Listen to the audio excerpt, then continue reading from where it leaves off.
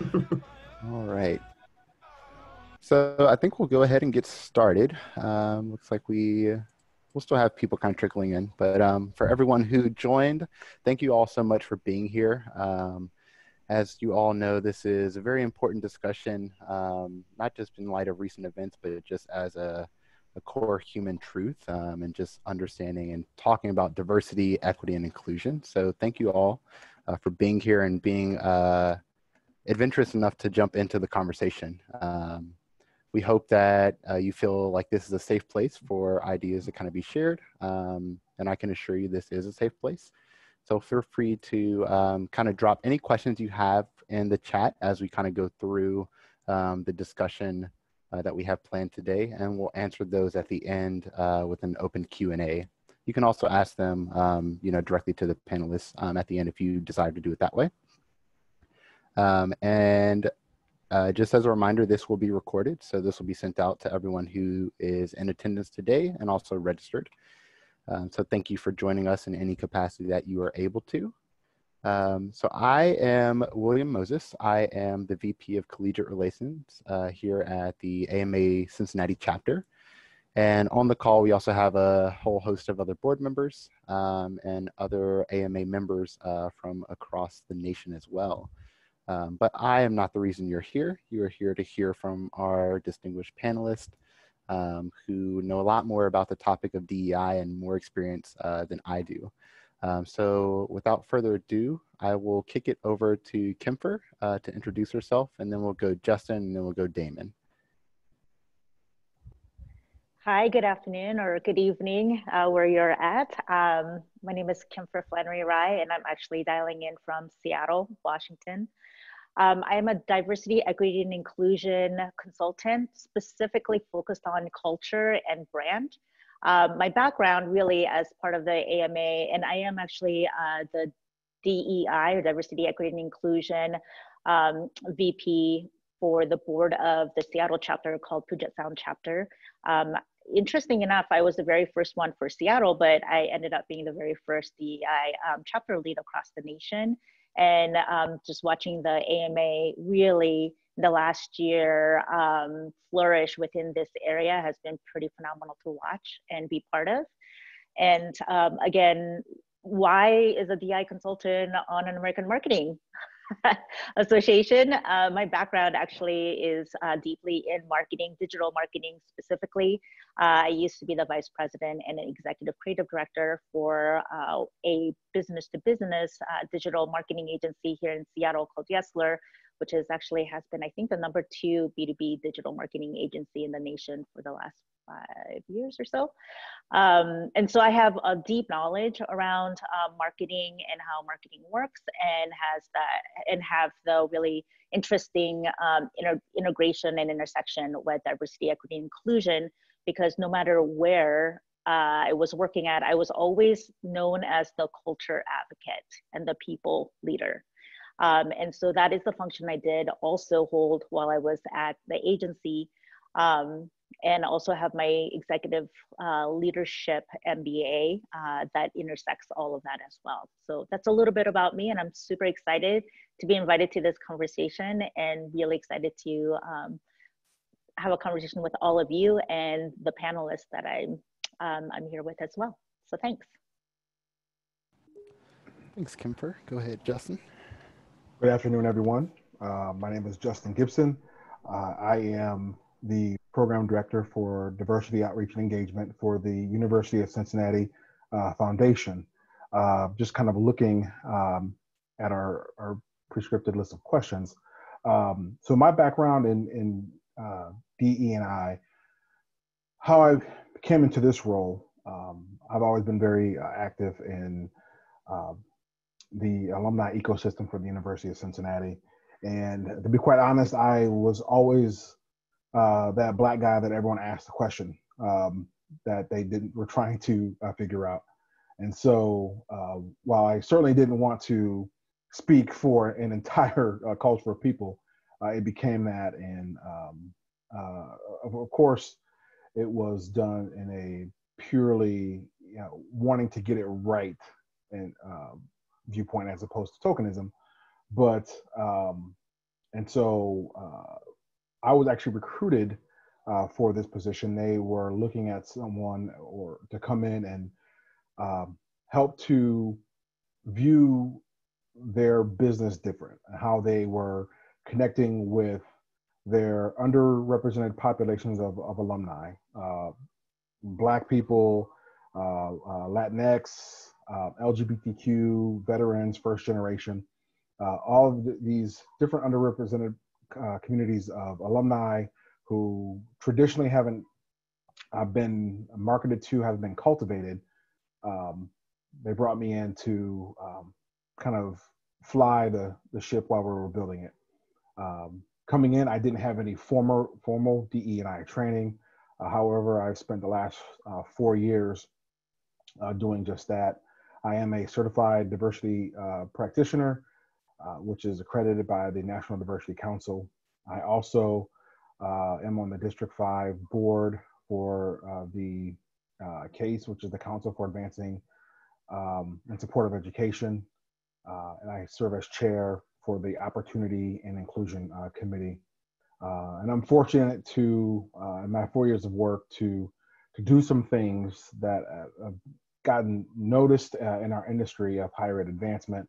I've been fortunate to travel different parts of the country to help train other advancement professionals, getting them up to speed, helping them to understand just how their alumni base is going to be changing over the next 20 and 30 years, where there'll be a majority minority, and how can we prepare ourselves as professionals to meet the growing needs of different populations. And so what sparked my interest in this work, I guess on a base level, just being African American and understanding how systems, not necessarily people, can raise barriers for cultivation, for engagement, for being able to send the right message to the customers, which in our case are alumni. And then as I grew in my knowledge, and I have some mentors who are leaders in the space, and I realized that it's less of work, but more of become a passion, become a movement. Because obviously with everything going on in the world, certainly in our country, this conversation needs to continue to happen. So I appreciate the invitation, and I look forward to talking with you all today. Good afternoon, good evening, everyone. I'm Damon Jones. I am Vice President of Telephone Operations for Burke Incorporated. Thanks for Maggie Ledbetter for extending the invitation. Unlike Kemfer and Justin, I am not a DE&I professional.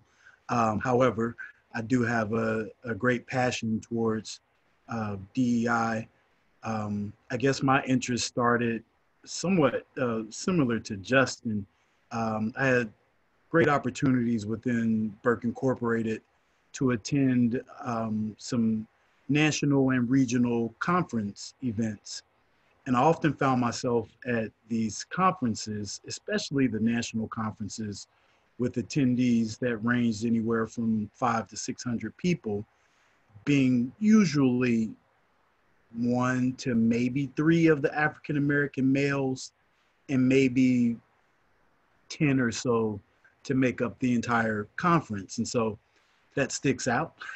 And so I always had a curiosity towards, how can we, make our industry in terms of marketing research and insights a more diverse industry, and for Burke Incorporated, a more diverse organization. But when I took my first official training with diversity, I guess the thing that resonated with me most was the concept of diversity of thought, even more so than some of the core elements. If you've ever seen the diversity wheel, or the many iterations of the diversity wheel of some of those core areas, race included, which is what caused me to have a passion towards the practice. But it was the diversity of thought concept that really stuck with me. I've been heavily engaged with what used to be the Marketing Research Association and is now the Insights Association within the Marketing Research and Insights community. And so I've been engaged with our regional chapter for the last 15 years or so. So when I was president of that chapter 8 years ago, I started a committee that was the Diversity and Education Committee. So of our current 11 chapters, it's still within the Insights Association, the only chapter that has a specific committee related to diversity and inclusion and topics and education related to those areas. Until this week, when the Insights Association has, it had a diversity town hall last Friday, and we are starting a diversity and inclusion committee and panel, which I've been asked to be a part of the national group. So we kick off on Thursday.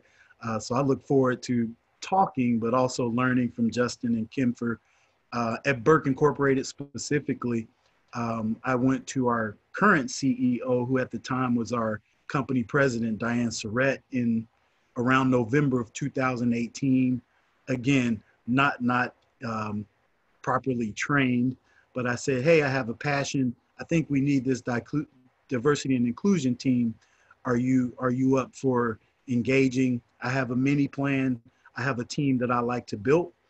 And she was all on board. So we've had a team in place for about a year. And we've really been active in discussions over the last 2 weeks, and some open conversations at our company that's included around a third of the company for some after hours Zoom discussions, which have been fabulous. So I look forward to just sharing conversation with the group today, and thanks for having me. Awesome. Thanks for being here, all three of you guys. So I think what's important as we venture into this discussion, right, is to kind of lay out some groundwork and make sure we're kind of talking about all the pieces of DEI and really understanding what we mean when we say specific terminology, right? Because there's a lot of words and a lot of terminology that surrounds this conversation where context is important, right? So the first question, I want to kick it off to the panelists, and feel free to anyone to kind of jump in here. But really, what is DEI? What does it mean in terms of the letters and what it stands for, and why is it important?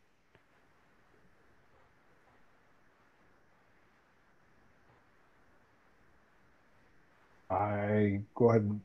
I'll jump in and feel free anyone to add. So DE&I, diversity, equity, inclusion. As a practitioner, one of the things that sends my head spiraling when people use these terms interchangeably. If you understand these terms intimately, I'm not assuming that you don't. I'm just going to explain them very briefly, just in case someone doesn't. So diversity, equity, inclusion are all very different things. I see them as different parts of a spectrum, right? So diversity, you see less and less of this term being used by a practitioner, because all diversity is just having difference. You having different people in the room. That's great, but in a vacuum, what's being accomplished? How is that being leveraged for organizational success or individual success, for that matter? So, but I do want to acknowledge that it is a first piece along that spectrum, and having people who represent different communities. Sure, it could be racial or ethnic. It could be geographic. One thing that is actually being explored more is cognitive diversity, something that young people, Generation Z, are really tapping into. People who think differently, who have different personalities, who are able to approach problems from a different standpoint. So think about, all these different, the things that make us different. And so that's your diversity.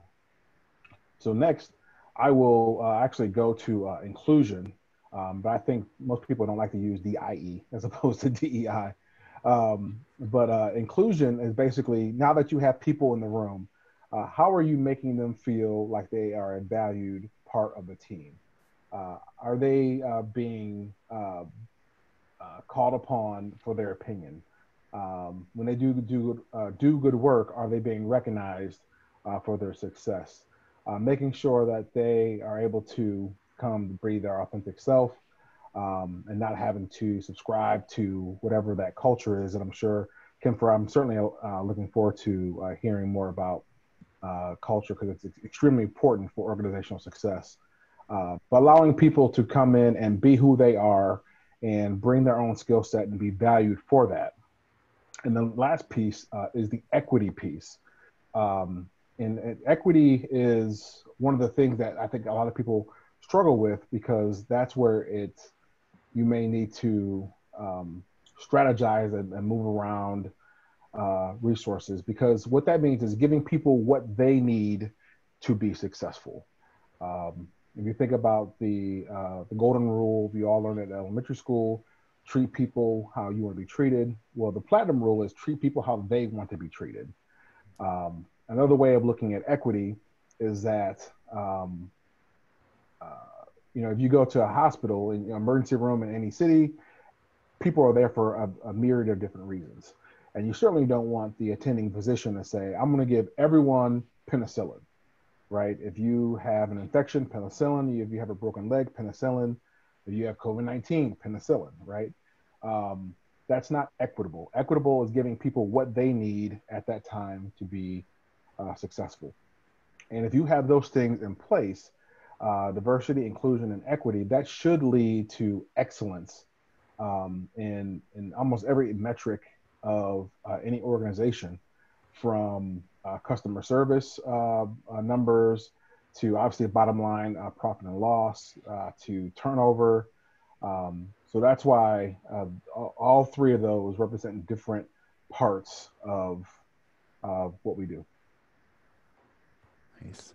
I really love that analogy about the hospital. I know internally at the company I work with, equality and equity are something that people struggle with, right? Do they mean the same thing? Because they are very similar in terms of spelling and the way that they're used by people in conversation. So I think that's really powerful. Thanks for sharing that, Justin.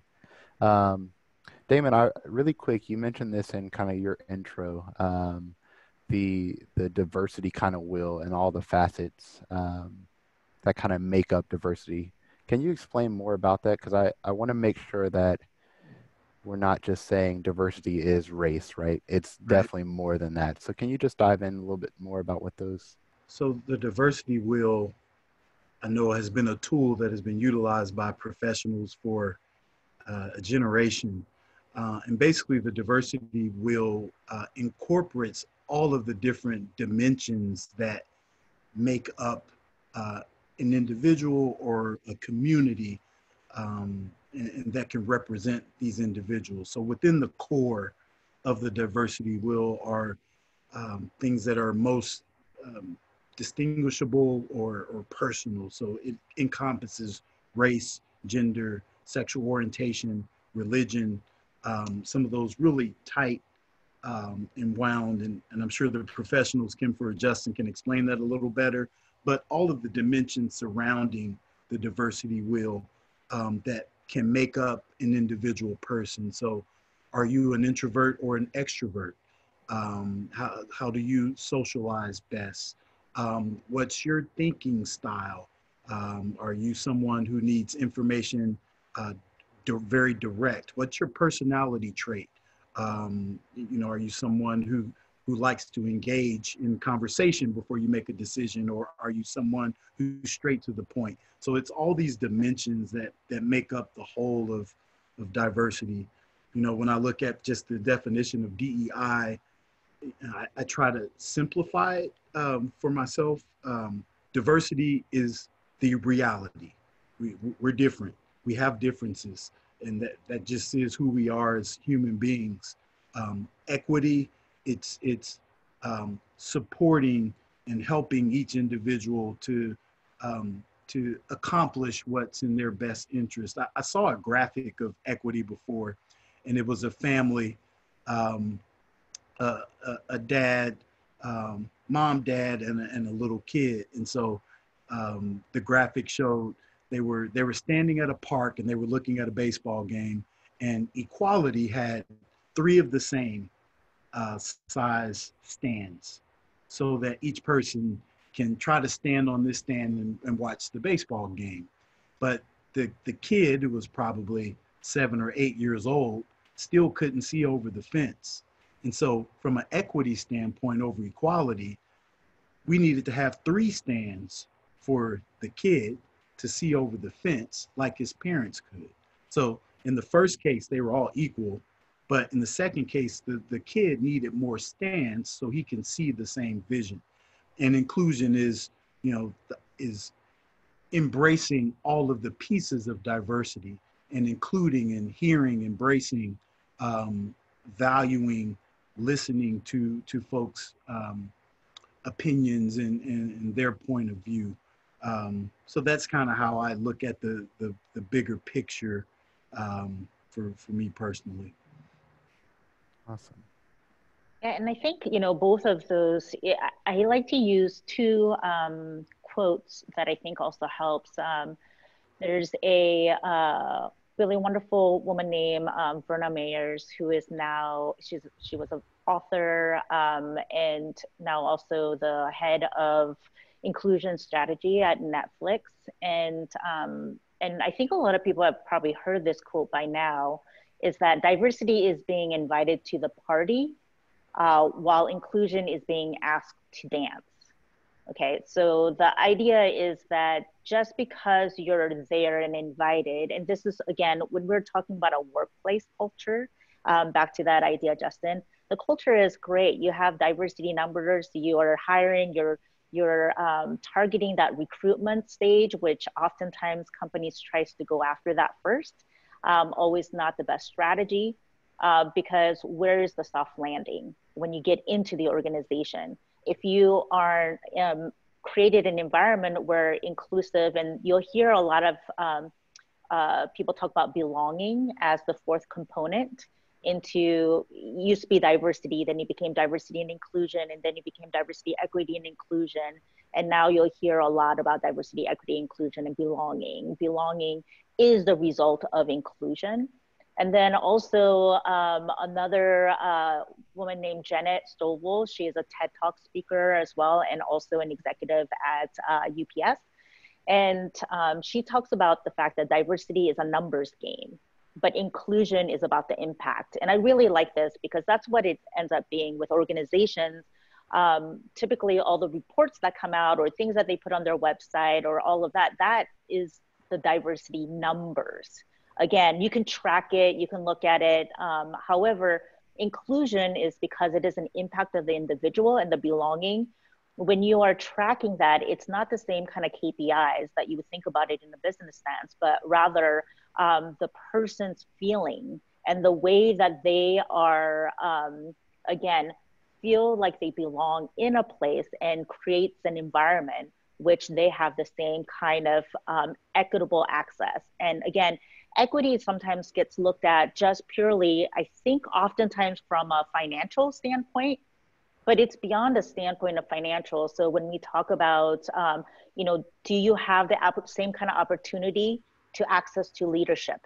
That's also equity that we're talking about. Are we talking about, again, when it comes to the equality versus equity? Equality would be, if we look at financial, everyone gets a 3% raise. Great, but where did you start?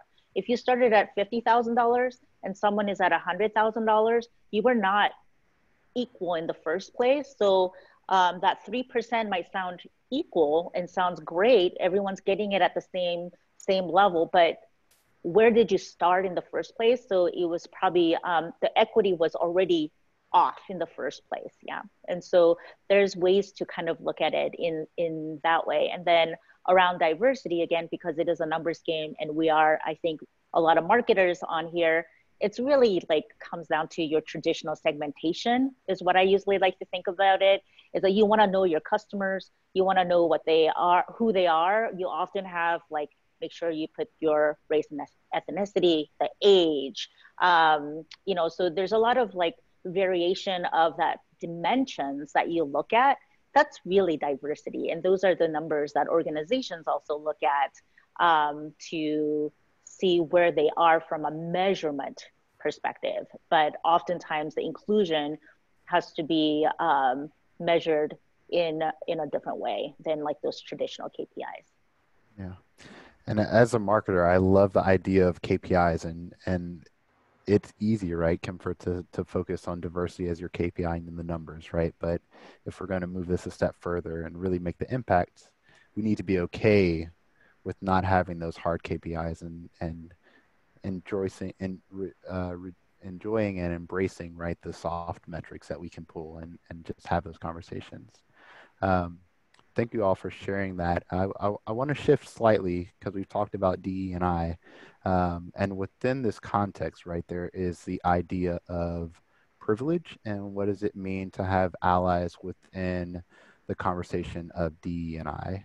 So really, and again, this is a safe place, so we don't want to feel like we're attacking a person or an ideology, but just from like an overarching standpoint, can someone explain what privilege is as it relates to DE&I?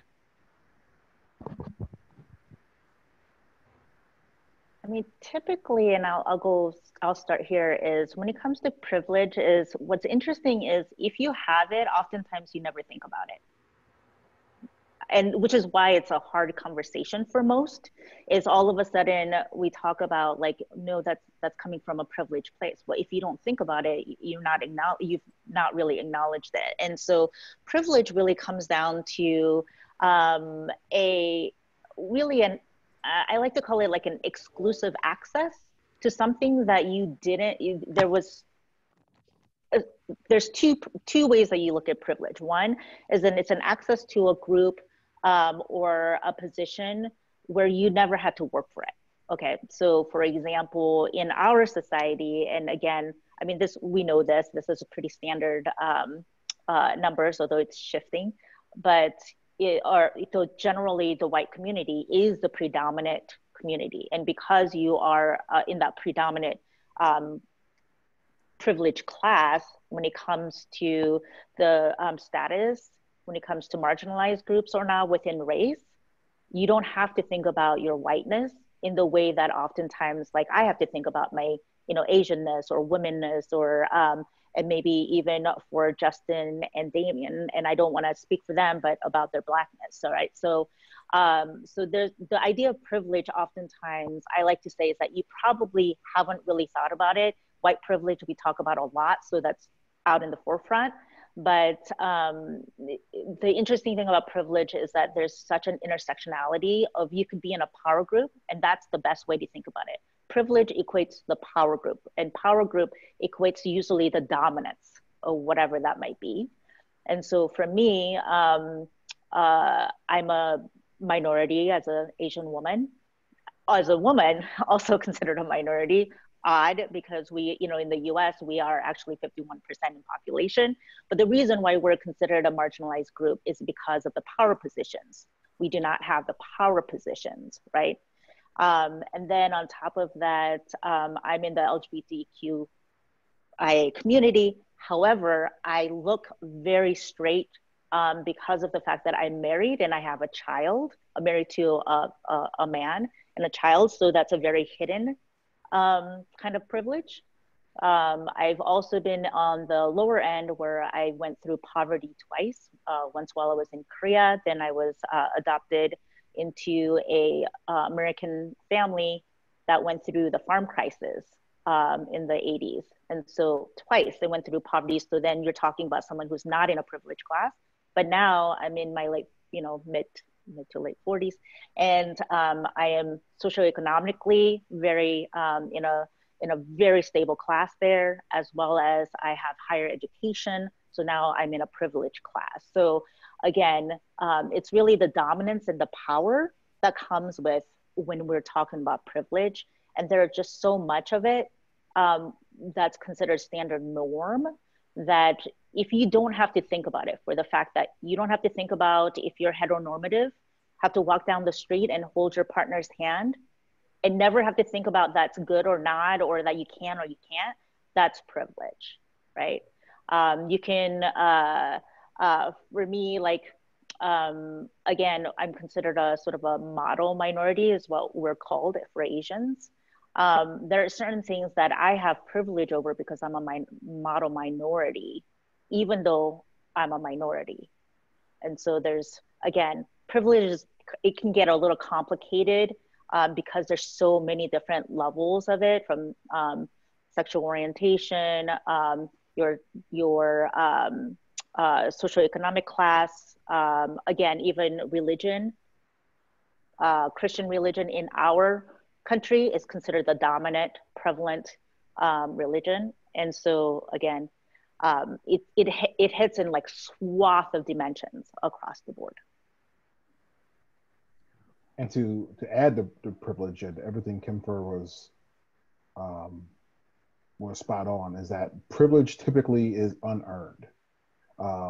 You're born with it. You're born white, and for me, I was born male, or you be born to a certain class, and of course you can move up and down a particular socioeconomic class, but these things speak to things that are unearned, unearned privileges that you have that, again, you typically don't have to think about it.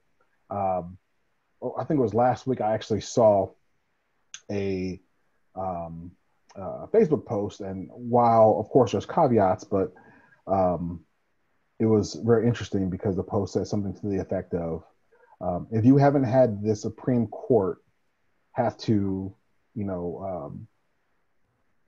decide on a basic right, you probably enjoy privilege in that area. And which I found very interesting. And I'm trying to go through all these cases I can think of.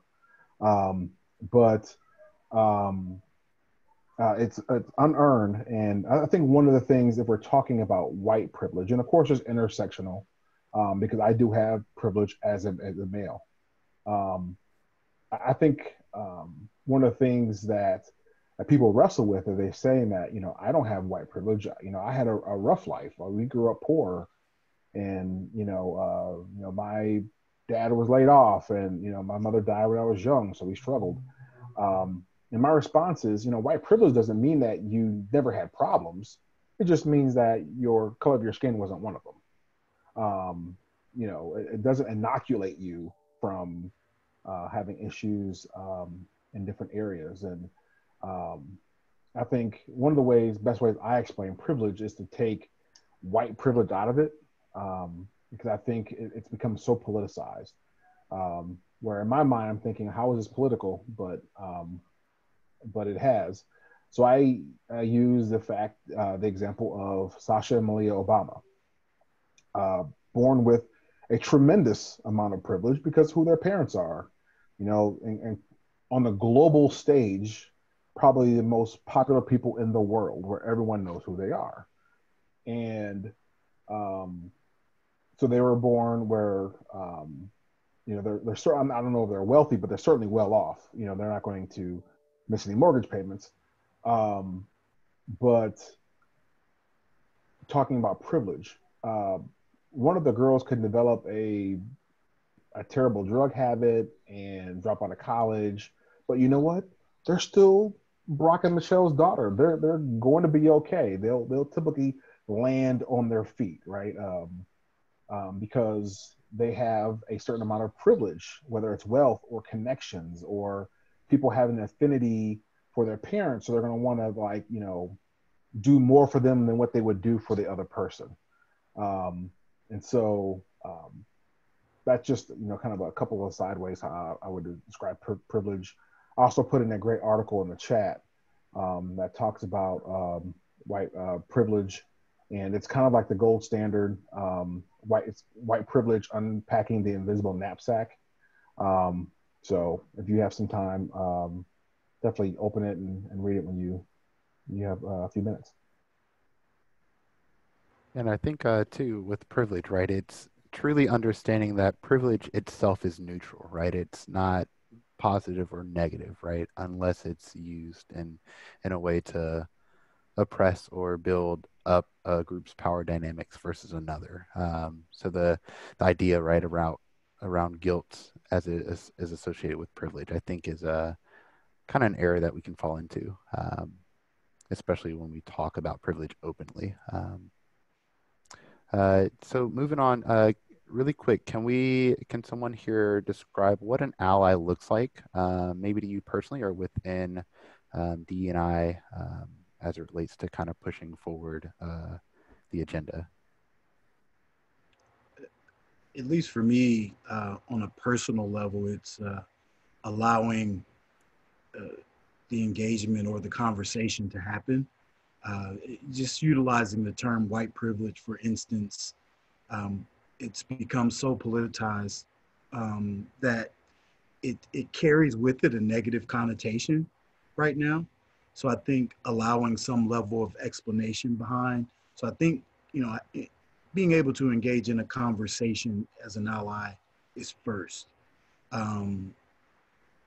Secondly, someone who is supporting the effort when people of color are not around, to me, describes a crucial ally, that they are um, supporting an effort and a movement that's broader than themselves, and having an empathy in trying to continuously understand and support the movement towards um, the final product of the integration of diversity, inclusion, and equity, of what that, as Justin described, excellence looks like. Um, and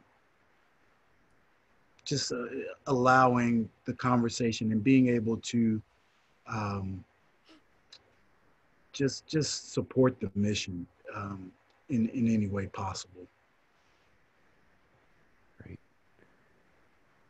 I have a, if it's okay with you, can I share something real quick? Yeah. So this is something that I share with my clients and those that are looking at an allyship.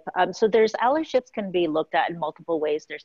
There's categories of allyship, and then there is your own personal journey into allyship. And this is something I share when we talk about your journey into allyship. I tend to use the Kubler-Ross change curve as a reference because I do deal with a lot of businesses and people that are used to more on the business language. And so although Kubler-Ross change curve had initially started because of death and grieving, which that has sort of debunked because people don't go through grief process in this really like specific way. They can jump around in this, but most the change curve has been adopted at the business level because it is pretty consistent when it comes to going through change, org changes, what have you, in the various ways. But what I did was to sort of align this curve in the way that from an allyship. So really, when you look at the first section here, this is when you're really not an ally. You're blissfully unaware of your privilege, power, access, anything.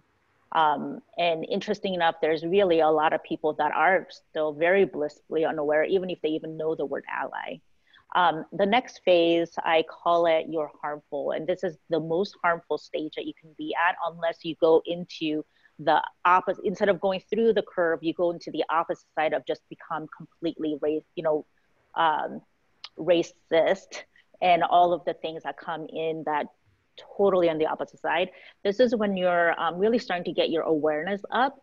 And as your awareness comes up, what happens is that it gets very centered around me, like what it's about me, the shame and the guilt that comes with me because of my knowledge about what's happening.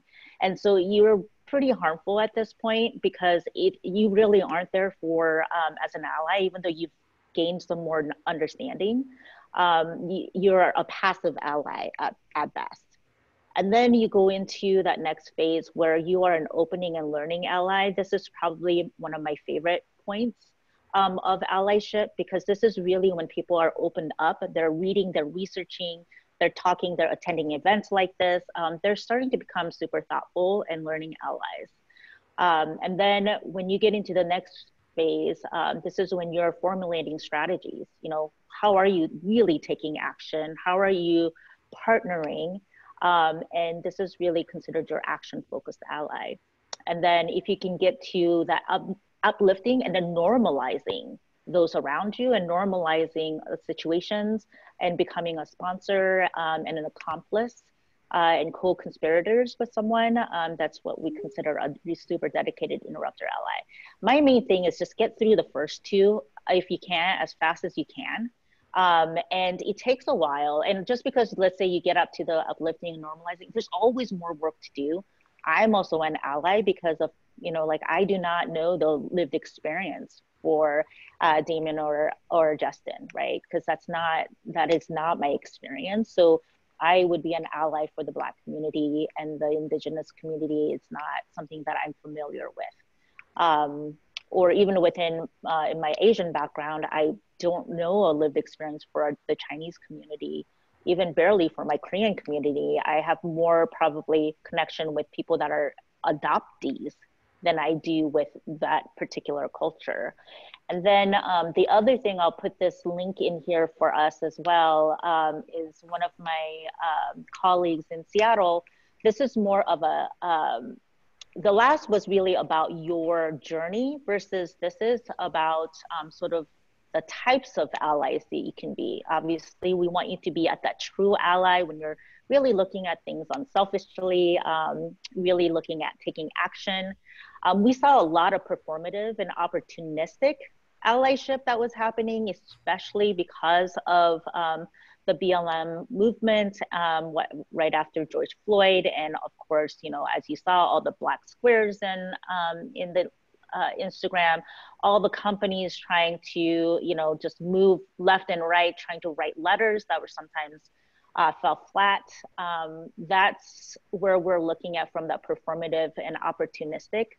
A secret ally is what I would consider kind of also a harmful ally for me. They, you know, want to be advocates, and they're the ones that, you know, after a meeting, then come to you and say, I'm really sorry that happened, rather than speaking up and being a true ally in that room.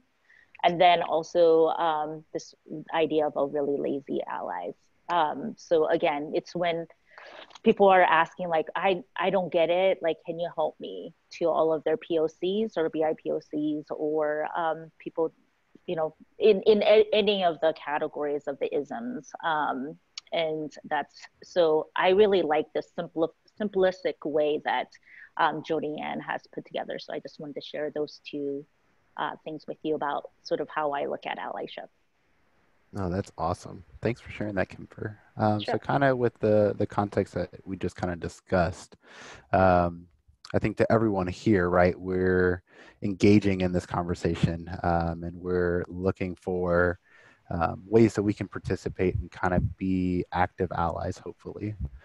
So with that in mind, let's transition to kind of what this looks like in the workplace, DE&I. So let's start with, I'm at a company, right? It can be a large company, small company, nonprofit, for-profit, government, privately owned, regardless of your situation, right? Let's say that there is no DEI initiative, committee, or any sort of organized structure for it.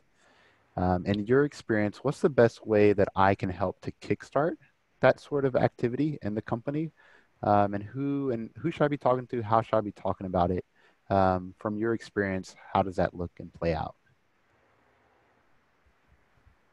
Well, most of the time when I am consulting with other organizations, one of the first questions I ask is, so what's the leadership's thought on this? And you know, typically no one is going to say, nope, I don't want DE&I in my organization, right?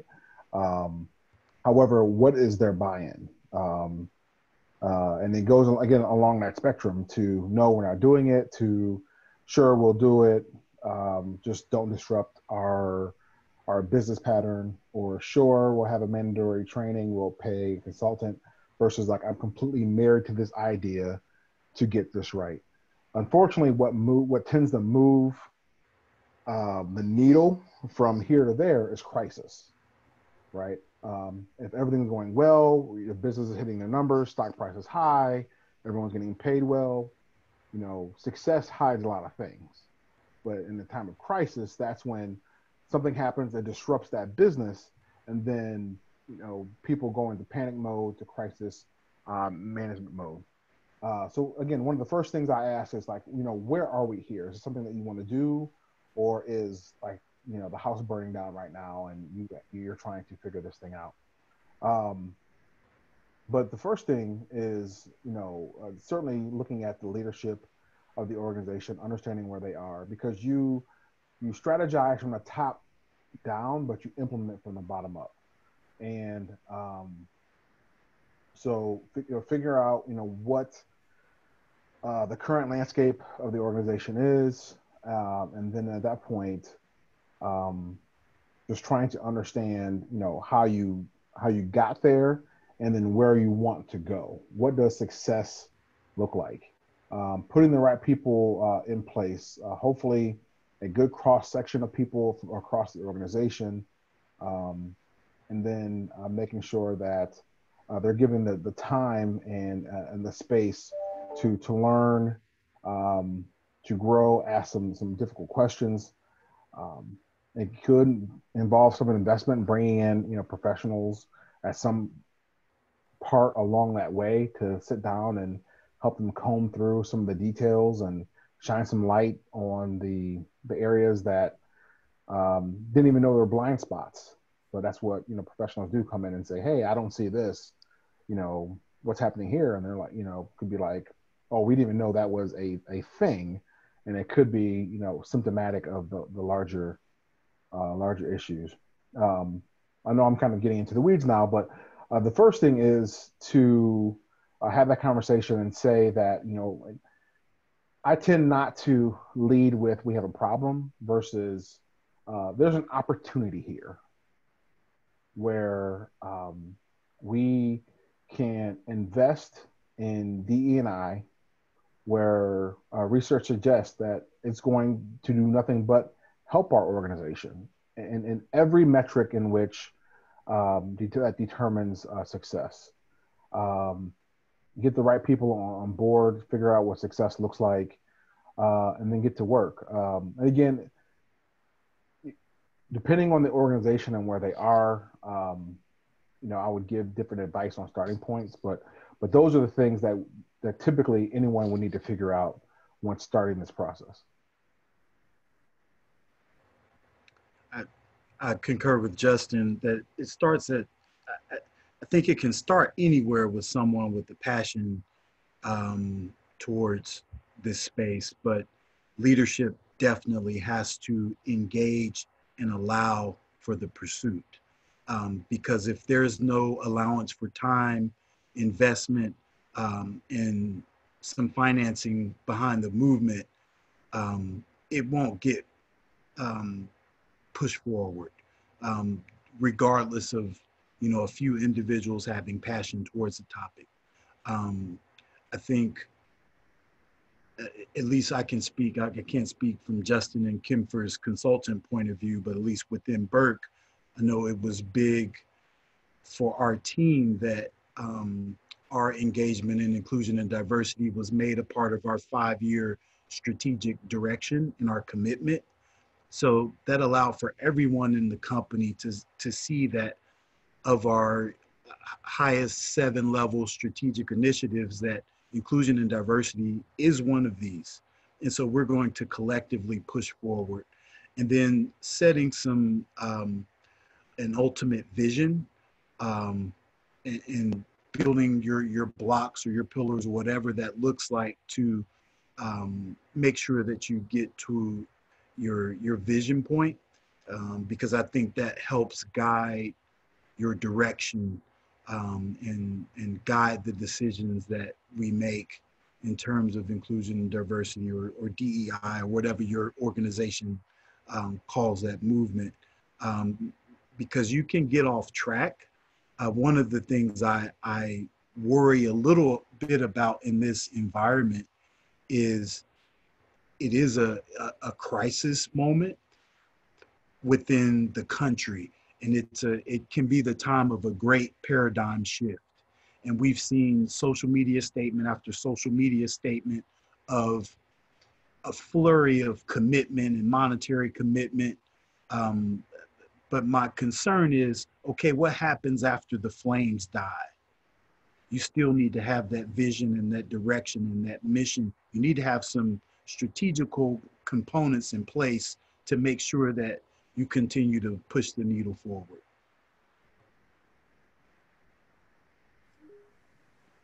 That's awesome.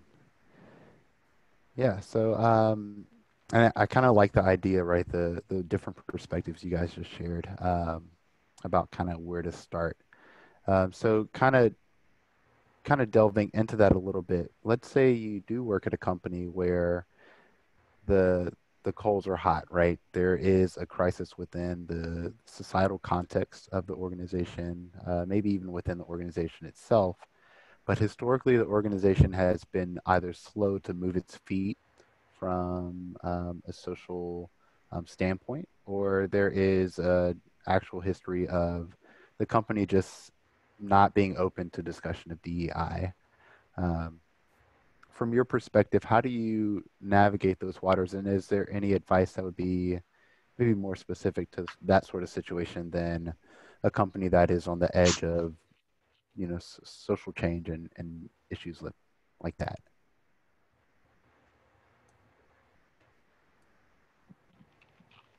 So those are, that's a tough one, right? So if they're not, I mean, if they're not ready for it, the change can't happen. And that's where you're going to have much more suffering from your employees that are in these marginalized areas. And not only suffering, but they're going to feel trauma within their workplace. And that is something that it actually happens now, even with all the social changes that are going on. The interesting thing, like I agree with Justin and Damon, is that it has to be top down and bottom up, where you can have all of the passion from employee resource groups that often get put together at companies. But if it's not supported really within the organization, without strong sponsorship from at least an executive level with budgets behind it, it can become toxic for those employees, because they're really working against the river on this. And on top of that, oftentimes when people join ERG groups and create employee resource groups, they get double taxed already anyway. Oftentimes employees who are joining these groups, they want to see change happen. And because of that, they're passionate about it. It's because they are part of a marginalized group, right? And because of that, those employees are putting their efforts and their time into it. Even if the companies feel like, oh, great, they get accolades from it. And even if they're not a big push against it, oftentimes they get double taxed, because when the review times come up, even though they've gotten accolades for what they did over there, but the fact that, oh, it looks like that's pulling you away from your core job happens often as well. So again, without some type of willingness for change, that's sort of, you're in a really no-win situation. You have to have some type of internal sponsorship, someone who's willing to be an accomplice with you. And it's very unlikely that any company doesn't, any company doesn't have at least one accomplice or two accomplices in there with you, or co-conspirators in there with you. But again, the question is, at that point, is this the right place for you? Are you wanting to put that energy and effort into an organization that will see your value as someone that brings in that diverse perspective and diversity or not. And sometimes you have to kind of do an internal check and go, all right. So I know that's not the most like positive answer to say, yeah, you can change any organization, but you know, that's not realistic, and it really isn't. And it'll just, you know, for me, I have to say, like, there's so many people that are, again, in the fringes and that are in the marginalized groups that are constantly working double time to make changes, that you also have to figure out how do you protect your energy and your space and your time. And there's plenty of great companies out there that are willing, even if they're not good at it, even if they're failing at it, they're willing, and they will probably embrace you wholeheartedly versus trying to fight against the grain that it's maybe a winning, you know, losing battle. So Yeah, I love that idea of like protecting your own emotional kind of fuel and your energy, right? And we'll kind of touch on that more at the end, just some ways that you can kind of stay motivated during all of this change and conversations. But I do think though that, and I see the chat is kind of saying that they, you know, appreciate you saying that. It is good to just understand, hey, here's the facts, right? Here is, you know, not everything is a David and Goliath sort of story, right? The little man doesn't always win, unfortunately, and kind of understanding where you want to put your skin in the game, so to speak. Okay, so let's shift gears a little bit and say, okay, now the company is, we've had that initial conversation either with my manager or the executive level. DEI is on the table. What is the first step for kind of establishing a committee, or is there something prior to that, or kind of what is that first baby step for, hey, there's budget, there is interest, there is support. Now, what do you do?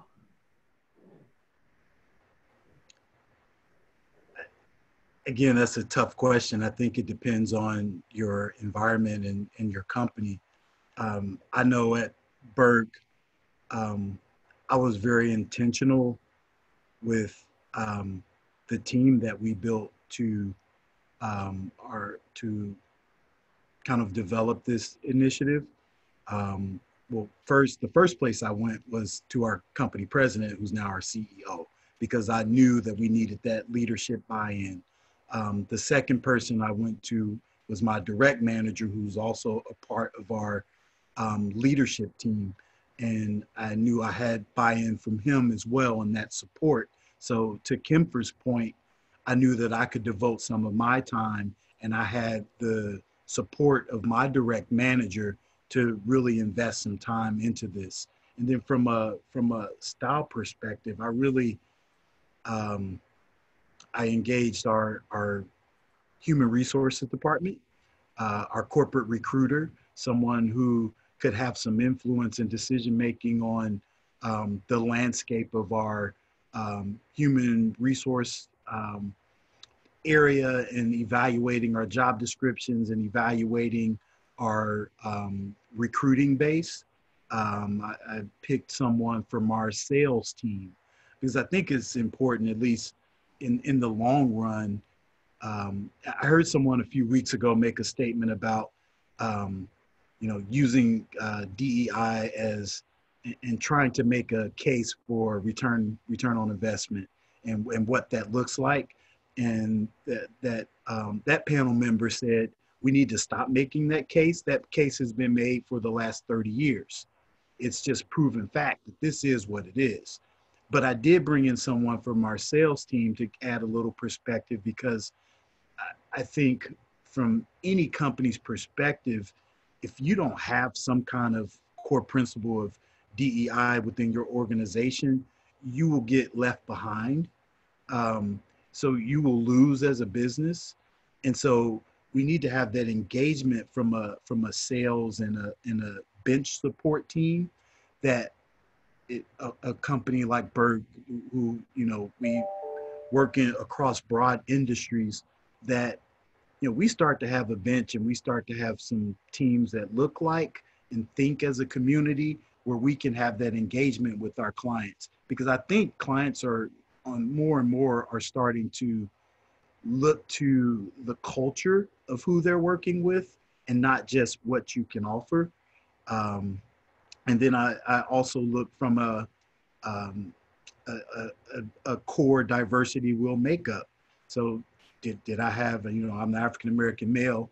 I made sure I had a white male who had a completely different perspective from mine, from another area as a part of our team. So it was, but at the same time, I also selected people who I knew had a passion for the initiative, because I couldn't have any dream killers for the first year.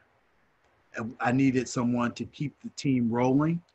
And then from a Burke perspective, we brought in someone like a Kimfer or a Justin who had professional training and had done this before at other organizations, because I knew that while I have great passion behind it and I'm learning rapidly, I was not a inclusion and diversity or DEI trainer.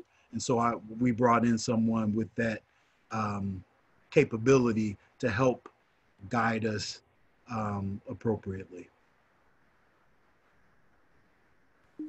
That's great. Yeah, you typically you won't, companies shouldn't or generally don't DIY, new initiatives, right? If you're trying to establish a new sales initiative, right? So why would we DIY a DEI initiative, right? There are experts, to your point, like Kimfer and Justin out here. So definitely leaning on those experts because we want to do it right. I think that's great. That Justin, sounds like a great article title. hey, I got to brush up on my writing skills. On DEI, yeah.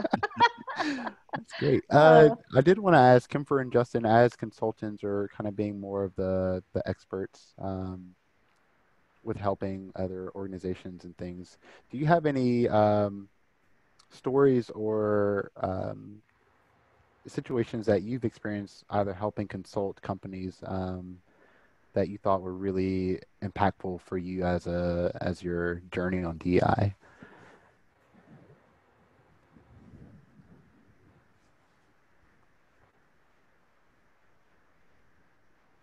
Sorry, I was on mute there. Oh, yeah, go ahead, Justin. No, I was going through my mental Rolodex, so that's fine. Kimfer, go right ahead. Well, I think, you can always say like one of my favorite clients right now, obviously the ones that are wholly dedicated are the ones that are amazing to work with. Of course, you learn a lot more from the ones that aren't wholly dedicated. But what's been really interesting for me to see is that obviously DEI has been, in a form of DEI, has been around for a long time. However, the really uptick in DEI has been really happening in the last 5 years, and definitely in the last 3 years, and extremely in the last 4 weeks. So let's keep that in context. So I always find it kind of interesting and funny when people are now, companies that didn't have DEI before are now putting up really high, high positions with 10 plus years of experience. And you're like, okay, so good luck finding that in that kind of way, because this field has changed. And again, but that's a little bit of a side note. But what I've noticed is that a lot of companies that are younger, that have been building since the last 3 years, have more built-in DEI, have more capacity to understand that's part of your strategy, because they're bringing their companies in this environment already, versus a lot of the companies that have been set for a while are having to go backwards to try to move forwards. And so those companies are having a harder time adjusting and moving in DEI and moving DEI faster than a lot of the younger companies. And also, it makes a huge difference. You'll notice the ones that actually dedicate strategy, meaning like they make it a top priority, they measure on it, they finance it. Those are the ones, they will move the needle, because guess what? That's what you do. That's why you have your strategy laid out for the year, for 3 years, for 5 years. because become super focused on it. Yeah. And so, again, for me is, there is a direct correlation on the focus, top support, and financial backing to how fast and quickly that DEI can be integrated more fully into an organization's culture. Because the thing is, most people starting out in the new sort of way, within thinking of DEI as sort of a new thing, they bring it in as this side thing, this thing that sits over here, like it's a project. And what they don't understand is that it's not a project. It's not something that you bring on and you go, here's a little DEI thing. It really is. This is why I work from the culture side of it, because you have to deeply integrate it, into your culture, because you have to look at it programmatically, holistically. And so when you had initially asked that question is, where do you start? Like from a consultant, as you know, I have to do assessments first. How is your company? You know, it's not any different. I think it might have been you who brought it up is, you know, if people want to bring in new platforms for your company, guess what? They're going to do assessments. They're going to look, how does it integrate into all the fabric of your company and other platforms? That's what DEI is as well. You have to look at all the various dimensions within your organizations and do an assessment to see where are you, I'm going to use the word scoring, but scoring high, where are you scoring low? Where do you need support? Where are you doing actually pretty well, etc. So I know I went off on a little bit of a tangent there, but yeah, so that's sort of my perspective. That's great. And Kemper, your story actually reminds me of working with a regional college, middle of America. And I was brought in by their chief diversity officer, who was familiar with my work. And he said, you know, I think maybe they just need another voice saying the same thing.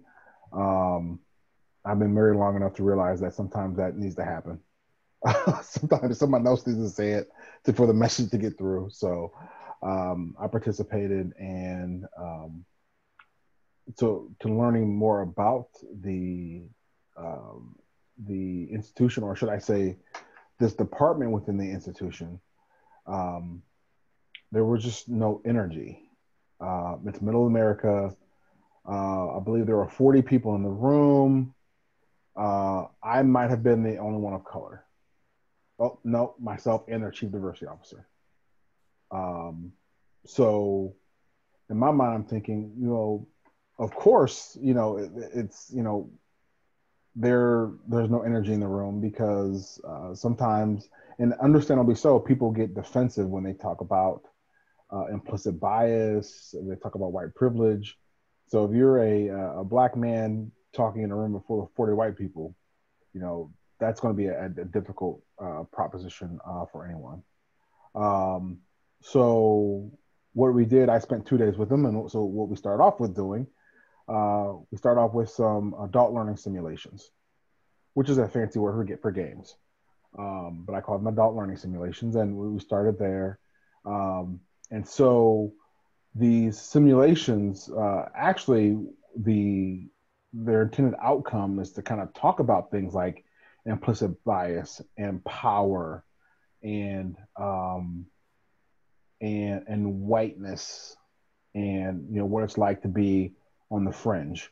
And so as we got into the more workshop / lecture, I was able to say, hey, remember when we did XYZ and how, you know, this group felt when we did that? And, you know, you almost saw the light bulbs going off. I'm like, okay, now I get it. Because being a part of the dominant culture, you don't inherently or intuitively get it. You know, it takes work. It takes stretching yourself. I will never intuitively feel misogyny.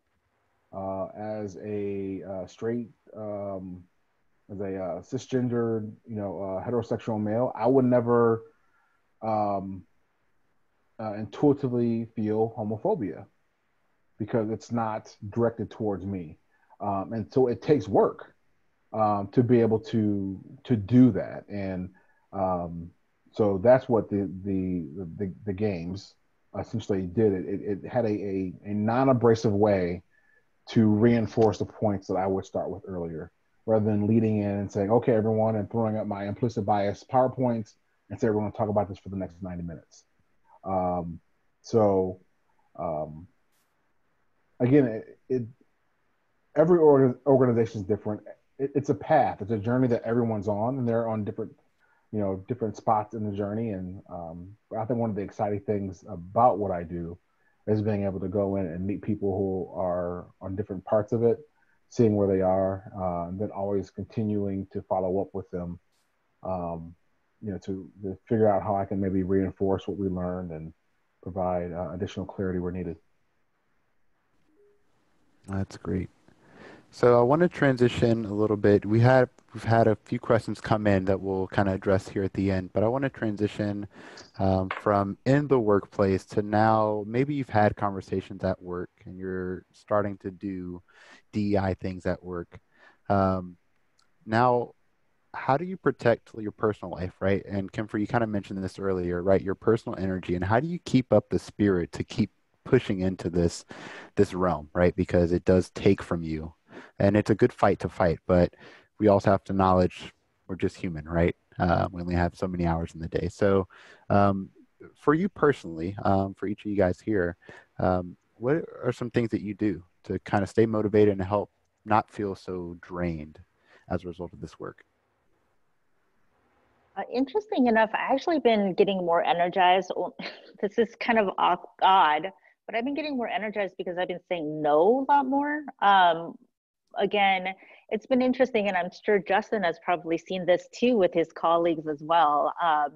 With DEI, a lot of my colleagues, I ended up being where I had clients that doubled down on it after Corona hit, and so I was doing fairly okay. But a lot of my colleagues had their budgets cut because, again, people are talking about what's core and what they need to work on, et cetera, et cetera. So many budgets were cut across DEI, especially with COVID-19. The non-essential things got cut, which I thought was pretty ironic because so much change for employees and the diversity and inclusion factor and just the emotional taxing of, with Zoom fatigue and everything else that were happening is where it got cut. And then of course, after George Floyd's murder and all that has happened, not just his, but all the massive change that's happening because of Black Lives Matter. And people are coming out of the woodwork saying, we need DEI, this has to be a core, because internally their employees are saying, what are you doing, right? And so interesting enough, at least for around my network of DEI consultants, and especially for my DEI consultant friends who are in the part of the Black community, have been just like overrun with requests. And some of them are, I have to honestly say, are BS. It's very performative, and it's purely reactionary and getting on the bandwagon.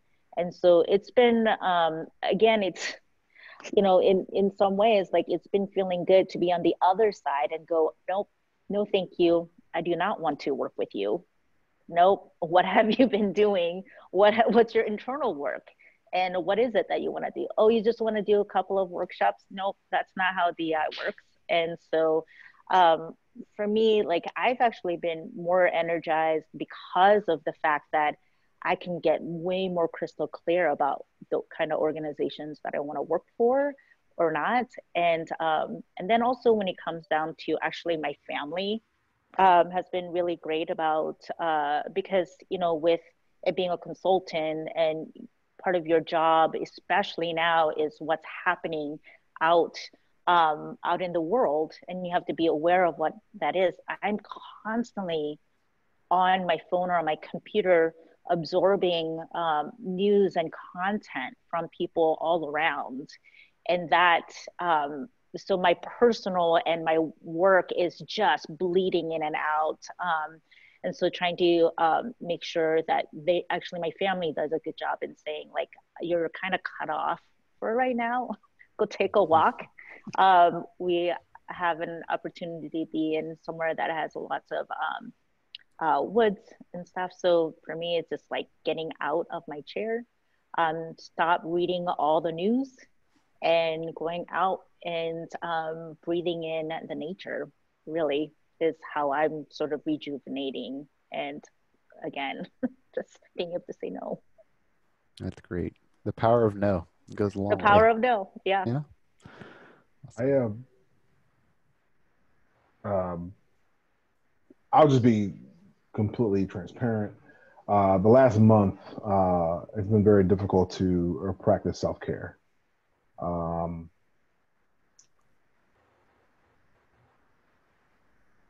And, certainly it's such a long discussion, right? How do you do it, especially as a practitioner? And, but, for me and for many other Black Americans, but I don't even want to limit to Black Americans, but, we're not, certainly we're mad about the George Floyd incident. We're mad about the Ahmaud Arbery incident. Hell, we're still mad about Emmett Till.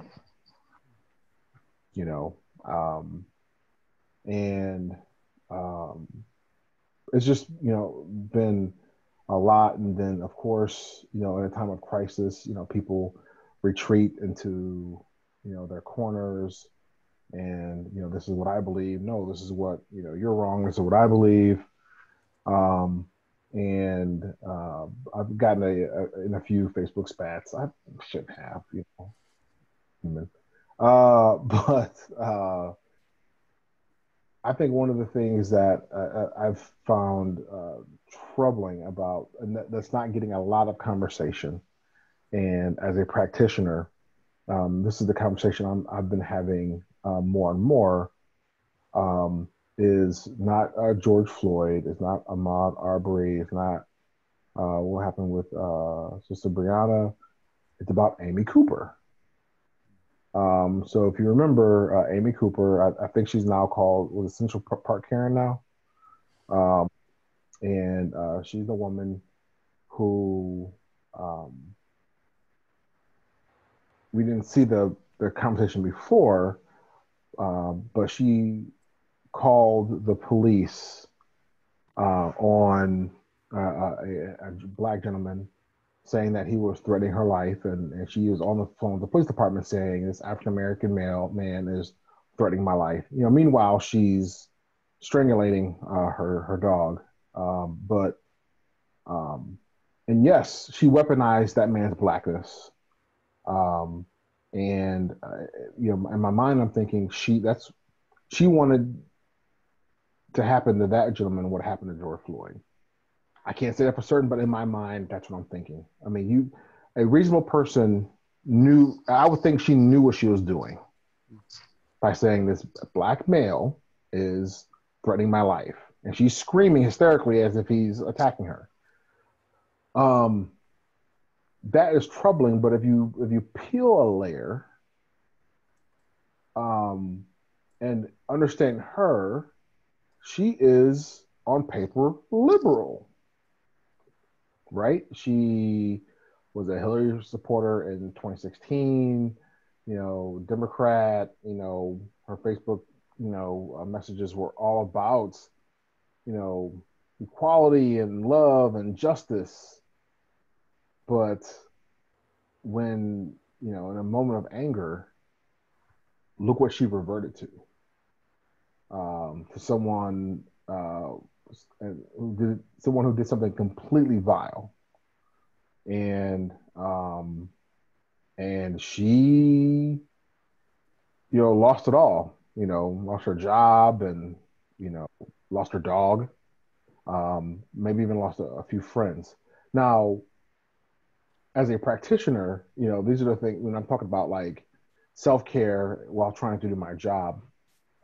How do I have these conversations with people?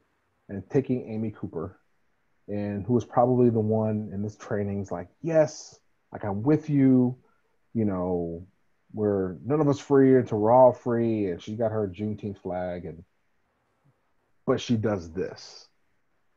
And I, in my private life, when I was at the height of my frustration, I put on Facebook, I told us like, I'm angry to all my white friends who've reached out just to check on me. I appreciate it. I'm not ready to talk now. I'll circle back. When I was ready to talk, I invited people to a private Zoom event where we can just talk about things. And there was about 40 of us on the Zoom event. And one of my former colleagues, she was like, it was the Amy Cooper situation that really scared me and made me upset. And she's a white woman who identifies as liberal, saying that, like, could I do that? In a moment of being angry, could I do what she did so carelessly? And so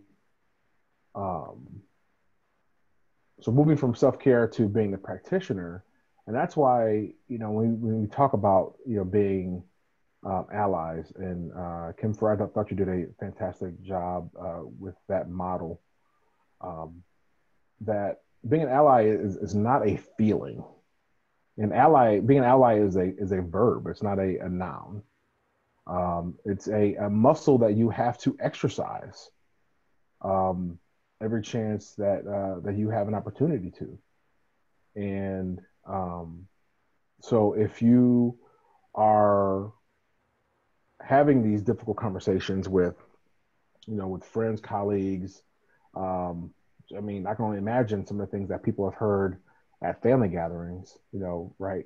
From, Grandpa Joe, grew up in, wherever he grew up, and life was a lot different now than what he's used to. But, you still have to take those opportunities to educate people. And when you do that, you educate yourself, and it becomes muscle memory. I certainly can't speak to what Amy Cooper's training was like, if she had any formal training. But so my self-care has been actually to continue to tell that story, to keep encouraging people to try harder, dig deeper, have more conversations, read more books, ask questions, be courageous, make appropriate sacrifices, and be bold, be vigilant. And that's really what I've been doing for the past, really couple of weeks. That's good. I mean, I've heard the adage that more is caught than is taught, right? We need to have those conversations, and we also need to act on those. I love the idea that ally is a verb, right? It's not a noun. It's not just a state of being. It's action, right? Damon, do you have any quick kind of self-care things that you go through? Self-care, again, that's been a rough statement for the last month, because organizationally within my job, I have a job already that from COVID had a vast impact on my workload. And then the George Floyd situation happened. And then I became the go-to guy at the company to have these discussions and to, okay, what are we going to do? How are we going to react? And to have this engagement. So we've had a couple really good conversations at Berg over the last couple of weeks that are continuing. And we actually started a book club to kind of start some of this discussion. White Fragility is the first book, and we have a conversation coming up Wednesday evening. So I found myself in several of these Zoom calls talking about, different, books, resources, things, so that we can at least bring the conversation to the table. Personally, had so many discussions I can't count. Um, but I'm engaged and energized. I'm not tired, and I won't be done because it impacts me so personally. Um, Ahmaud Arbery, like I live in a community in Cincinnati that's 90% white, Caucasian, and I jog. I hate jogging, but I need to do something to keep myself in shape. But what happened to Ahmaud Arbery is like my worst nightmare. And every time I do jog, I always think about that, even prior to what happened to him. So that was personal. You know, having been, I guess I've aged out a little bit of some of the profiling. But in my 30s, I got pulled over between 13 and 15 times. No criminal record. One of my sons was followed to my front door 2 out of 3 nights. And so all of this stuff is really personal to me. And so my energy and my engagement will not cease. Um, I've left my church, which is a whole different ball game, where I saw from a place that should be a place of empathy and love and compassion, be a place of um, I can't even put my finger on it, but there was no discussion surrounding the events in the world, and you can't. How can you, from my point of view, be a loving place? That's where you're supposed to feel most comfortable, should you so engage in whatever your faith leads you. So personally, at times it gets tiring. I say at times, and by at times for me, that's like a half a day. But then the next day I'm back at it, because it's so personal, because I have kids, because I have grandkids, because I have cousins. Generationally, here we are in 2020, we're talking about the same things we've been talking since 1865.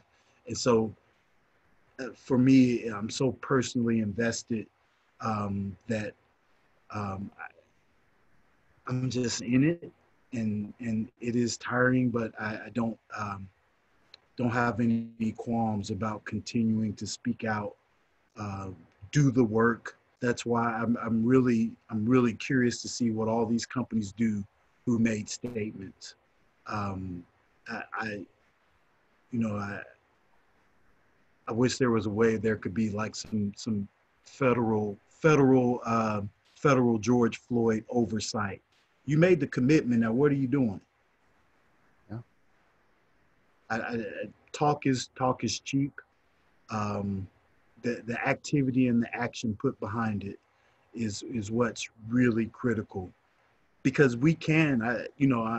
I'm an optimist as a person, and so I think we can start to make a shift. That's the optimist in me. The realist in me says I won't see it during my lifetime of the change where we need to have it. I just don't see it.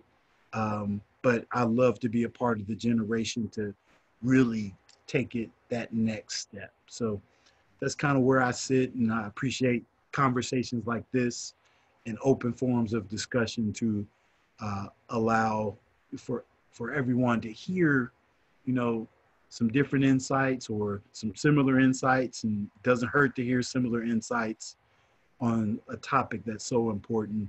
And like Justin said, we've been mad since Emmett Till, and the John Crawford situation that happened in Ohio several years ago. That one in particular sticks in my craw, because he was a gentleman inside a Walmart who was carrying around the gun that they sold in Walmart, and the 911 call that came with that. And that gentleman was like, "Oh my gosh, he's pointing the weapon at kids. He's doing this, he's doing that." And so, the SWAT team came in, they saw John Crawford with this rifle, and they shot him. And I look at, I can't fault the SWAT team for that. I fought the guy who called 911 because they thought there was a guy inside Walmart pointing the gun at kids. And so they came in with a sense of like something immediately was going to happen that was going to be really, really awful. and from that situation to the Tamir Rice situation where the officer jumped out in Cleveland and shot the 12-year-old kid within less than 2 seconds. And I thought, how many times when I was a kid did I play with my friends and we played whatever game, to the just pure callousness of the George Floyd murder. And so I'm in it. I'm invested, and I appreciate the opportunity to talk to everyone. Yeah.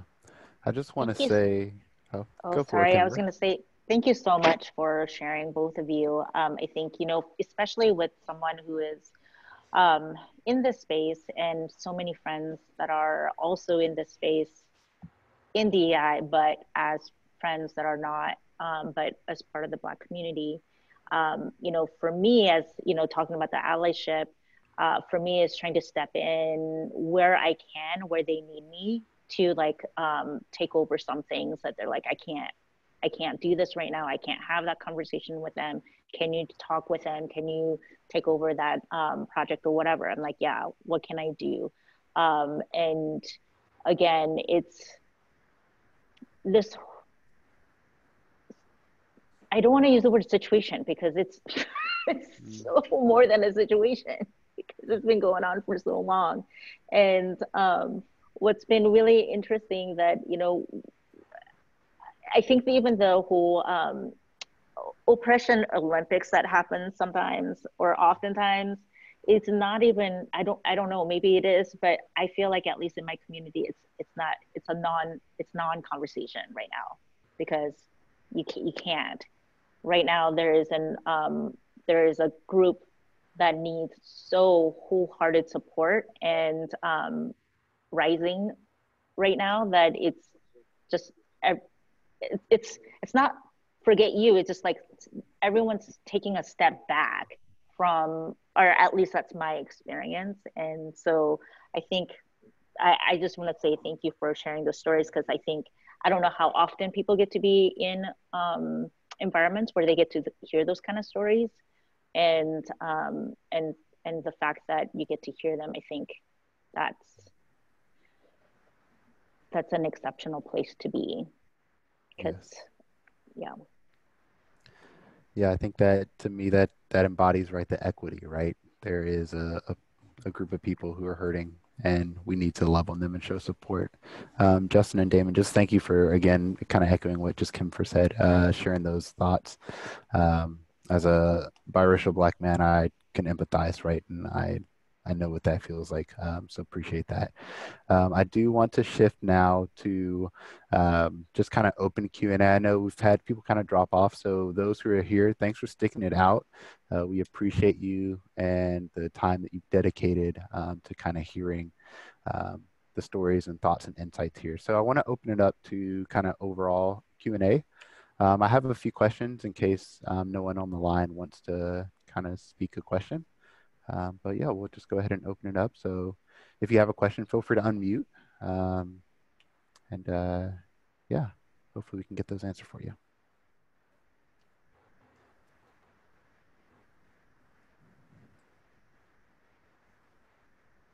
And if crickets continue, I can just read some of the questions.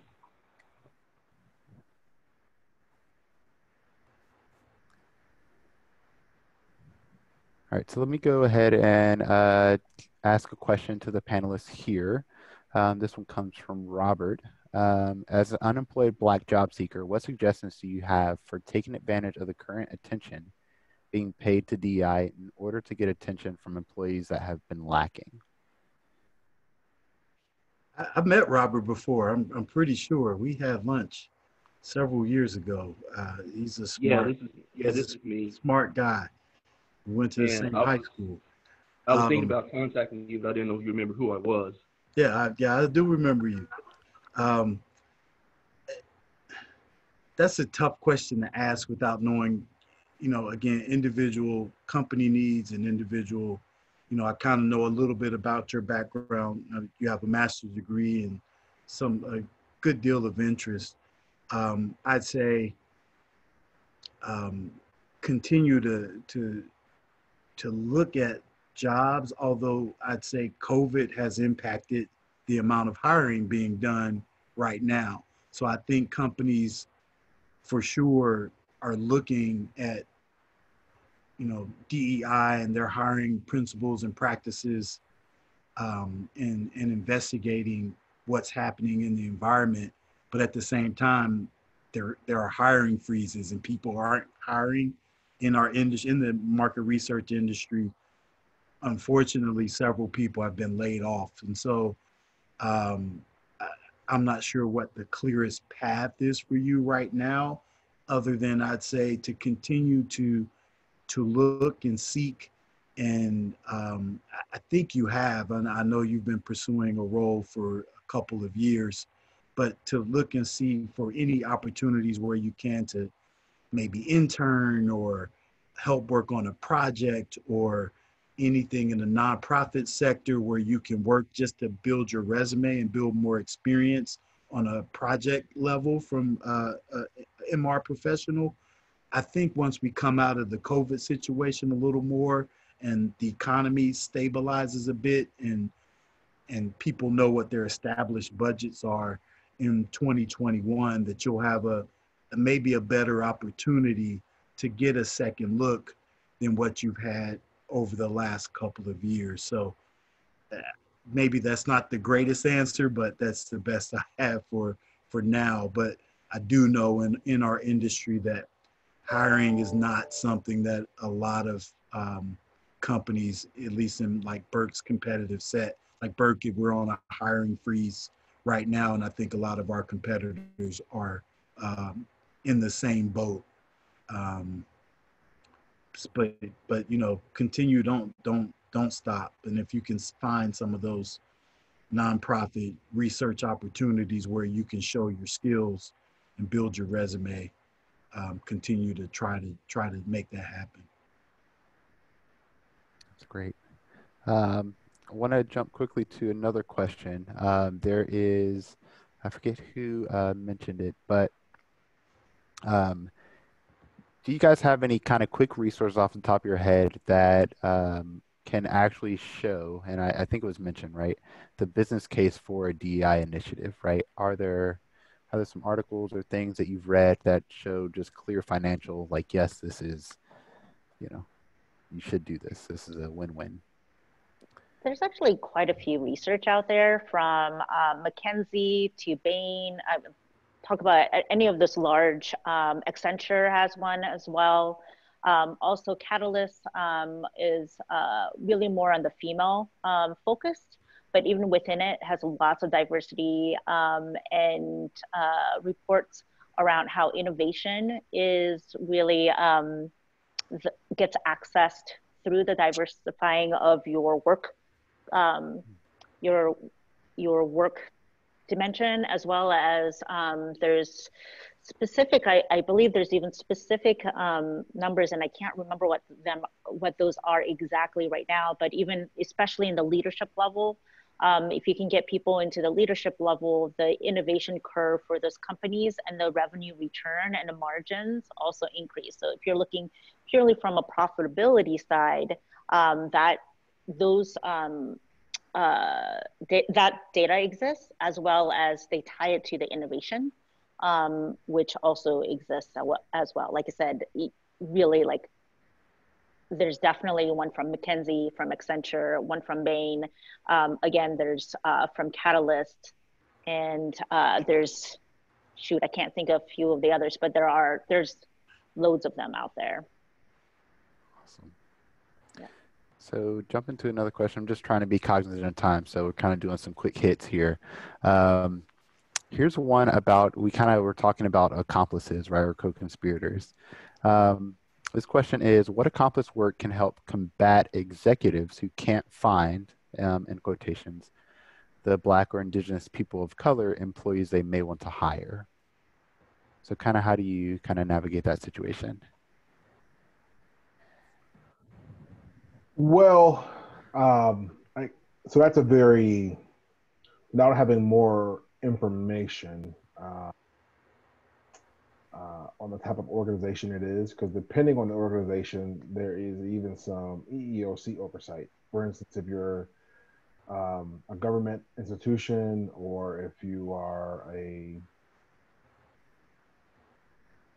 university that receives government funding, there is oversight, there is data on that and the resources behind it. But I imagine if you're if you're coming from a strictly private sector job, sometimes the only answer is managing up. And I promise you, there's job boards for any community of people that you want to find. If you're looking, for hire African Americans, there's several job boards where you post it there, and African Americans will be able to see it. Latinx, LGBTQ community, veterans, people with varying physical abilities. There's job boards for people who have varying physical and cognitive abilities as well. So sometimes, if that conversation is being had, saying, "Hey, are you looking? Are you looking? Are you looking? Are you looking?" Sometimes you need to just maybe present to that person, "Here are the resources that you need," well, I wouldn't say, I fully expect you to explore these options, but figuring out a nice way of saying, you're saying that you couldn't, here's the resources, and tell me about your experience after, what it's like posting a job on there after you've done it. Put it on them that way, and like, hey, I want to know if posting to this particular job board is easy. Just let me know after you do it, and just seeing what kind of response that you get. Kind of what Kemper described as being a disruptor, right? That's certainly disrupting to be able to put something in someone's lap like that and say, "Hey, I'm interested in what you do with this." But that's a very hard.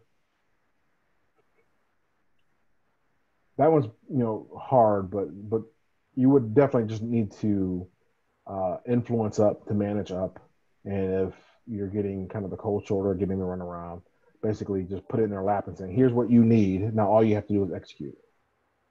Love it. So the thing that I get a lot is that whole argument, Justin and Damon, you might have heard these too. Well, it's not about race, it's about the best person for the job. And so we don't look at race at all, which is theoretically sounds good, but we already know we have systems that are built on top of systemic issues. And so there's already lots of biases that are in there in the first place. And so that anytime I hear that I have a bit of a cringe reaction each time, because that argument is so tiring, because it sounds good, but it isn't actually. So one of the things that I talk to organizations about is you're not going to attract POCs and BIPOCs to your organization if it doesn't look attractive for them. So it's going to take you even longer to find people in that community to apply for jobs in your company. And because of that, time is now the new, oh, sorry, hold on.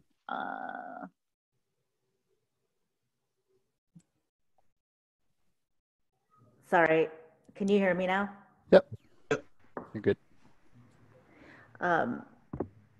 So then now it's time becomes the commodity, right? So you have to have the time factor to give enough applicants coming in from these areas. Because when people say, no, we looked at our application and we hired the best person that was in that application pool, great. But if that application pool was 99% of the same whatever, and only 1%, just the opportunity from that 1% is going to be so hard to hit that best candidate pool scenario. And so again, I think yes, ideally and idealistically and theoretically, we're always hiring for the best person for the job, but there's so much biases from affinity bias of being more attuned to the person that looks like you, that came from your place, went to the same school as you. The more you feel like this, people talk about like you just have that gut feeling of comfort. Well, you know what those comfort comes from? It's normalization of your everyday. So if they don't feel like you, look like you, talk like you, they're not going to have that comforting feeling that you are basically betting on someone. And so again, and because of that, that time thing is of a factor. And as Justin said, like it's super important. There are other job boards besides just LinkedIn and Glassdoor.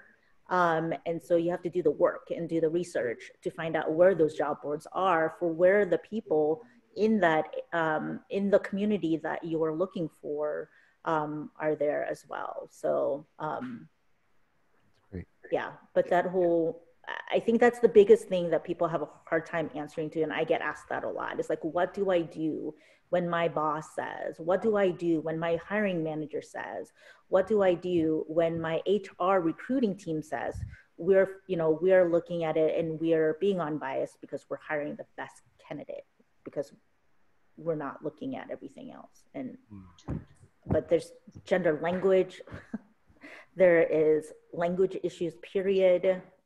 There's so much that comes into it. So Yeah, that's great. So I know we're running up on time, so I want to just give each of you kind of 30 seconds, right? What's one thing that you hope that people kind of take away, or words of encouragement or resources, or how they can contact you, just whatever you want, just 30 seconds for each of you guys.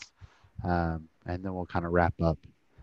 So I'll start with Kemper, kind of closing remarks. Just, I know we talked about a I lot. think Yeah. I'll do two things. One, it's a lifetime of work and it's a journey to learning about things that is not your everyday and norm. So again, I think I'm coming from the perspective of allies.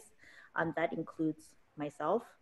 And then the other thing is, if you are willing to Google for 3 hours to look for the best, I don't know, weight machine, the best blender, the best chair, the best, I don't know, whatever it is to purchase, to get to know something that much because you're going to buy something for $100, you can do the work to research so that you don't ask insensitive questions to people of the marginalized community, because there's so much resources that are out there. Literally, there'll be like 10 things you should do, 10 things you shouldn't do, 7 things you don't ask, 7 things you do to support. I mean, there's just so much out there that I would say if you're willing to spend, again, even 30 minutes on something that you're gonna buy, that's gonna be like $20 purchase,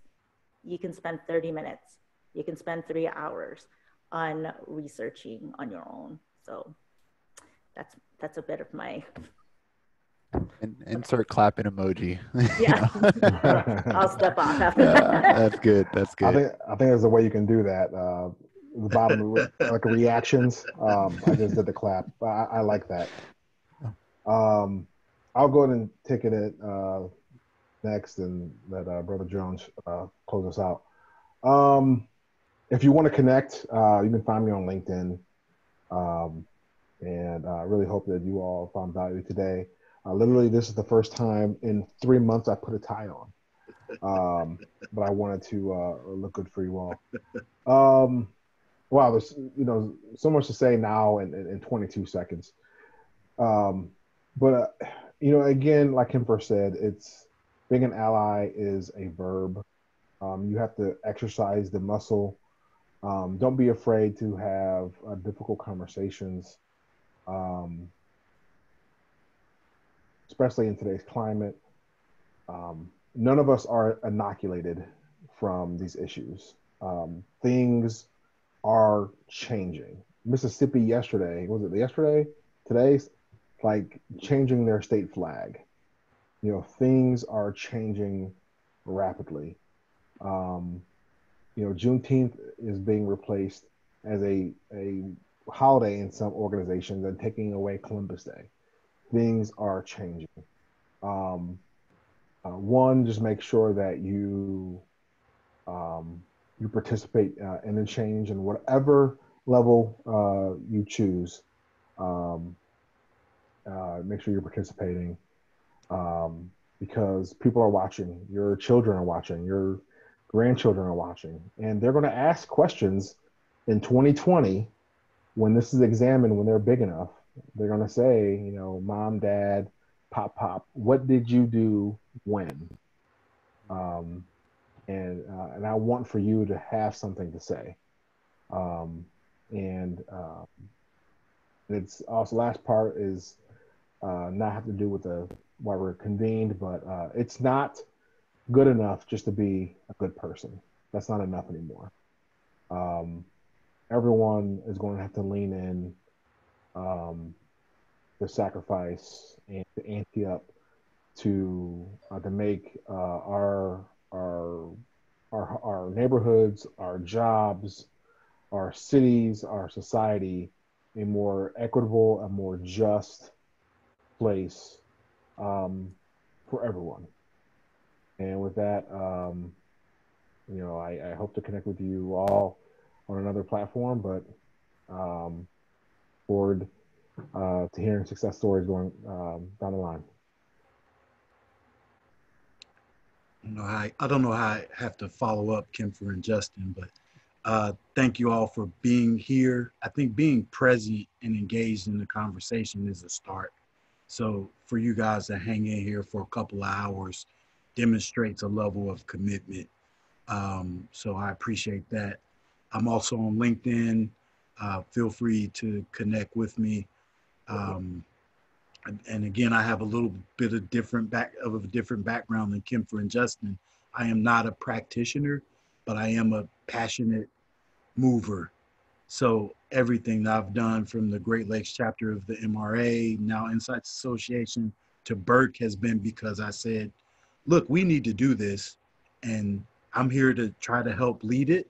I may not be always best equipped. So I'm not opposed to not being the smartest person in the room. I prefer not to be. So I like to have smart people helping me push this forward.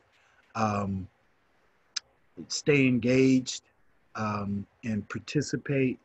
And I think I've said enough this evening, but I can't speak more for what Kemfer mentioned about just learning. And the most frustrating conversations I've had over the last couple of weeks have been with people without any semblance of knowledge and using their opinion to guide their direction versus factual evidence and information.